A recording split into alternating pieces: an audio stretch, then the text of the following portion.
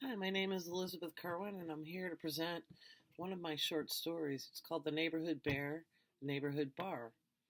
I'd like to dedicate this reading to Mary Singing Bear. She's a dear friend of mine who currently lives in Asheville, North Carolina. We spent many years hiking in the wilderness areas in western North Carolina and eastern Tennessee. I just wanted to give a little introduction about what it's like to be a woman and a backpacker, and somebody that really cares about animals and plants and wilderness areas. And why? How did I come up with this philosophy, huh? Anyway, this is an excerpt from a novel I've been working on for 5 years. It's called The Cracker Factory. It's got many different episodes, some with real characters, some with not real characters. It's creative nonfiction, really. Anyway, I want to read to you from something I wrote this morning about the neighborhood bear. From 2005 to 2010, two women with an intense love of the backcountry decided to explore the wilderness areas of western North Carolina and East Tennessee. Both have their own tent, backpack, sleeping bag, bedroll, and camp stove. They are eager to journey deep into the backcountry and explore all that the wilderness has to offer. This means encountering the good, the bad, and the bear. One woman actually thinks of herself as a bear. The other prefers to think of herself as human, that's me, yet akin to the animals in many ways. Both have histories of wandering in wilderness areas. One is good with maps. The other is not so good with maps, but hikes from memory, strictly from memory. Both have opposite takes on trail philosophies, and this does cause problems sometimes while out in the backcountry. But these two work it out, especially on hot sunny days when the elevation climb offers no foliage coverage and they are in a bad temper. Ha ha, you work it out. The trail is just like life. It's full of challenges.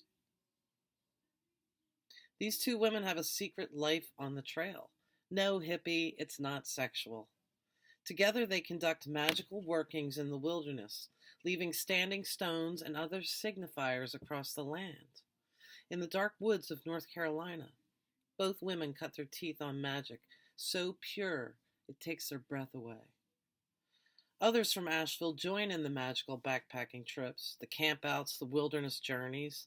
The web of life expands to include healing of the earth center, keeping the animals well and safe, and acknowledging the wild landscape for what it is, unpredictable, like the magic that emanates from this wild earth. Who are we to think we are so great? Nature trumps us every single time. Try and dominate nature, if you will. One day, I guarantee you're going to lose. Accept that we are the animals and that we come from them, not the other way around. Decide to live and walk in the woods with ease and comfort, and walk beside the animals. Do not chase them. Be gentle with all beings, humans, animals, plants, and if you cannot be gentle, let your roar and your snarl have deep meaning. Don't waste precious energy on thought patterns and lifestyles that are not your own. Come home to the little village of Asheville after a trip into the wilderness, renewed. Look in the mirror. That face is relaxed, happy, calm. This is the effect nature has on us. It's why we travel. It's why we seek out wild places for our magic. Here we release ourselves to the elements, and we have all of the faith needed. We can care for ourselves in these unpredictable, ever-changing, natural environments. The Neighborhood Bear, The Neighborhood Bar by Elizabeth Kerwin. I don't know how many times and how many ways I had to say, hippie no, while I lived in Asheville. Here's me in response to a request for a free ride to Madison County and back. Hippie, no, that is not happening. Or a plea for somewhere to stay. Hippie, no, not my problem. Or a surprise request to set up a massage business in my living room. Hippie, no, not in this lifetime. Or a hippie friend drops by with a dog, scratching his ass off. Hippie, no, leave your dog on the porch, or just go away. A friend of mine named Mr. Hill moved to a grand house in East Asheville. He moved out of fashionable West Asheville because the neighbors were eroding his psyche one brick at a time. He was already maxed out in the psych med department.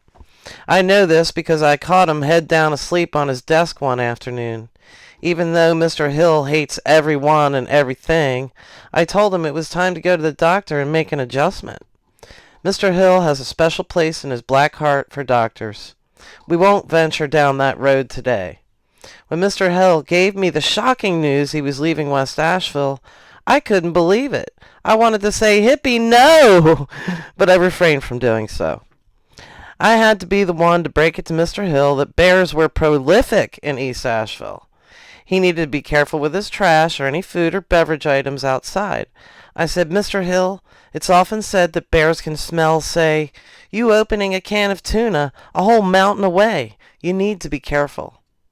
As an avid camper and backpacker, I've been evading bears my whole adult life. I treated my food or just left it locked down in the car. I did not want to go head-to-head with a bear. I learned in my late teens how to deal with one of the largest snouts in the animal world. I didn't bring snacks in my tent or even a tube of toothpaste. Don't give the bear snout anything to smell, and they pass you by. Uninterested. Mr. Hill just ignored my warnings about the bears of East Asheville. I hate to admit it to myself, but Mr. Hill was a male chauvinist and he didn't believe in women's capabilities in the world. It wasn't long before my landline was ringing and Mr. Hill was telling me stories about the neighborhood bear who just happened to live on the mountain that backed up behind his house. Mr. Hill said, "I was having coffee on the back porch one morning and I saw this huge bear come running out of the woods." "How fast was it going?" I asked. "It was moving like a road runner, thankfully in the other direction from me down the road. It scared the living crap out of me," said Mr. Hill. "What color was it?" I demanded, as the blood rushed into my forehead. "Black," said Mr. Hill. "Oh, good," I replied. "The black bears are relatively calm, like they're on serotonin, and they're always hungry. Now, the brown bears are hungry, aggressive, mean, and more prone to mauling humans." Mr. Hill was a nervous wreck anyway, even with his meds. Mr. Hill continued to self-medicate on top of the doctor-prescribed meds, but that still didn't help his constant state of mental angst. I hated to dump the bear information on a hot mess like him, but I felt it was necessary. At least I felt I was being factual. Another weekend set the scene for even more bear action on the mountain behind Mr. Hill's house. Now he was beginning to understand why the house was on the market so long. Mr. Hill called me again. "I left a spatula out near the grill last night," he recalled, "and I found it licked clean in the front yard this morning." Bam! The neighborhood bear strikes again. Poor Mr. Hill really does own that house, and I suppose the bear comes with it. Mary Singing Bear, my boon companion during my hiking years, knew how to bring the bear out. Our hiking together coincided with Mary Singing Bear's rock star years, when she wrote the lyrics and sang for her band. She wanted to get a tattoo, so she decided to get a bear tattoo right in the center of her chest. That day she renamed herself Mary Singing Bear. I can tell you she actually attracts bears. It's not easy to hike with Mary Singing Bear. Thankfully, she travels far ahead of me on the trail and can warn me of impending bears. Mary Singing Bear once lived in a neighborhood where there were several families of bears. She lived in a trailer high above Asheville, near the peak of Craggy Mountain on the Blue Bridge Parkway. Here, bears are protected from human intrusion. Bears in this neighborhood live like millionaires in the human world.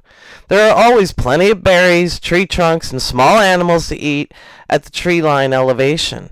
And when that ran out, or the bears got lazy, the whole family adapted to scrounging human food and trash. Humans are an easy target for bears, especially when they are asleep. The bears are out foraging at night mostly. Sometimes Mary Singing Bear would call me on a cold winter night when she was all alone in that trailer. "The bears are all around making a lot of noise," she said hysterically. "They do this every single night. It's getting to the point where I don't want to go outside for anything at night." "You don't have to go out," I said. "Just stay put." Then I added, "Probably one of your neighbors is being sloppy with food and trash." There was a trailhead very close to Mary Singing Bear's trailer, called the Rattlesnake Lodge Trail. The trail was a real workout, hiking up the mountain in a series of switchbacks to a plateau where an old estate used to exist. One day the estate was struck by lightning, and it burned to the ground. The only remains were a trickling stream and the remnants of an old brick spring house. A brick outline of the foundation of a large home cast a shadow on the landscape nearby. It was one of my favorite in-town hikes, so I went there often with Mary Singing Bear. One time in mid-October, I went up the Rattlesnake Lodge trail alone. I never did this. Hiking alone is not safe and is never recommended. When I got to the old estate property, I heard a bear raging on the mountain ridge just above me. My knees started to quiver. I regretted my choice to set out alone on this trail on this splendid day in the middle of the week. It was me and the bear on that mountain, that's it. My feet never traveled so fast down Rattlesnake Lodge trail. I was overheated and I was sweating. I could hear the bear follow me down the ridge as I made my way down each one. I couldn't believe it was actually pursuing me. Maybe it was just making sure I was gone. There wasn't any roaring, just a lot of crunching of branches and snorting. My heart beat fast as I neared the end of the trail. I saw a young couple headed up. I wondered whether or not the bear belonged to the bear family across the road. Or was he some kind of rogue bear? Animals, like people, sometimes cannot live with their own tribe, so they find their own hidey hole. It was Mary Singing Bear, the great adventurer, who had set our internal compasses westward, towards the high mountains of Tennessee. We went to our favorite places like Mac's Patch and Midnight Sinks. One day, Mary Singing Bear decided we should venture up to the Booger Mountain Trail Circuit, the long one. It was just across the North Carolina line, and late fall. The leaves had mostly come down. The sky was stark and a wind was blowing as we made our way up the 7-mile trail. Just near the peak, it began to rain with thunder and lightning. I was terrified. I hated being this high up under a cluster of trees in this kind of weather. I stopped and put on my rain poncho. Mary Singing Bear was far ahead of me on the trail, but I was already shaking when I caught up to her. I was about to say something to her when she put her forefinger to her lips to indicate silence. I listened. Between the rain pattering down and the wind, I heard the loud roaring of a bear. It was breaking big branches and seemed to be extremely pissed off. I sensed what was wrong. The bear's den was on the other side of the summit, down about 1,000 feet. We were about to pass its den. The bear of Booger Mountain was mighty unhappy about that. I summoned my strength to not be afraid, knowing full well bears and many wild animals can catch the scent of fear in a human. MSB squeezed my hand for assurance. Then I followed her closely down the rocky path. I calmed my emotions and was conscious of my breath.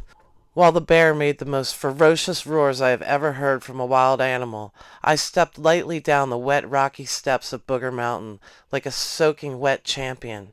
By the time we made it to my car, I was drenched. So I took everything off except my shirt and underwear, and I said, "I'm going to drive on Route 40 in my undies." Mary Singing Bear laughed. We cracked that one beer apiece we always saved for when we got off the trail and toasted to our 7-mile around the mountain hike. Driving back to Asheville in my underwear on Route 40 was something I always dreamed about. It was a fun trip in my old Buick. I got a honk from a trucker on an S-curve. I honked back. Mary Singing Bear cracked up. My mind went back to the bear of Booger Mountain. Never before had I heard such a menacing roar from a bear while hiking in the wilderness. I was shaking in my hiking boots. Right now, dressed only in a dirty t-shirt and some underwear, I felt overjoyed to be alive. I thought for sure that bear was going to come busting out of those woods and drag us home for dinner. Somehow, I was here all in one piece, driving my Buick at higher than normal speed, and the bear was there, in its den on Booger Mountain. As we passed into sunny Asheville, it was like entering another world.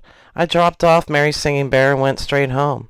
Usually we would go out for a pitcher of beer and some food, but being in my underwear made that a challenge.